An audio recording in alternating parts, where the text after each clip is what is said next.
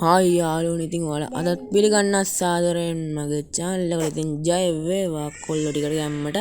හරි ඉතින් අපි අද වීඩියෝ එකකින් කියලා දෙන්නේ Toyota Dolphin van එකක් ගන්නකොට බලන්න ඕන දේවල් ගැන.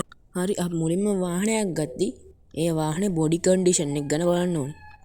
හරිද? අපි ඉස්සලා body condition එක ගැන බලමු. body condition එක ගැන බලද්දී van එකේ තියෙන මෙන්න මේ උඩ තියෙන වැහි පීලි ඒවා ඔයාලා බලන්න ඕනේ. ඒවා අලුතෙන් දාපු ඒවාද නැත්නම් මොකක් රිපෙයාර් එකක් කරලා දාපු ඒවාද කියලා. ටින් කරපු වාහනයක් නම් ඉතින් ඔයාලට හොඳට දැනගන්න පුළුවන්.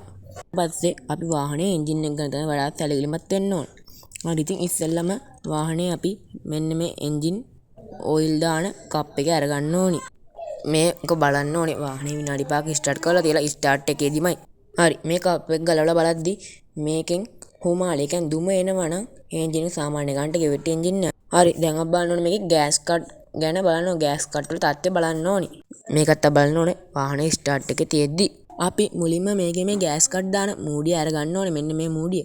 ඒක අරගත්තට පස්සේ ඒක ඇතුලේ සාමාන්‍ය විදිහට වතුර කැරකෙනවා නම් ඔයාලගේ එන්ජින් එකේ ගෑස් කට් හොඳ මට්ටමක තියෙනවා. ඒත් මේකේ වතුර බුබුලු වෙනවා නම් ඒ එන්ජින් එක ගෑස් කට් නම් හොඳ තත්ත්වේ නැහැ.